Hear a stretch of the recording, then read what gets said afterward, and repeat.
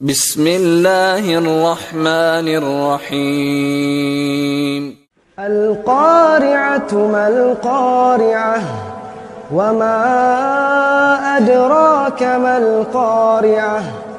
يوم يكون الناس كالفراش المبثوث وتكون الجبال كالعهن المنفوش فأما من ثقلت موازينه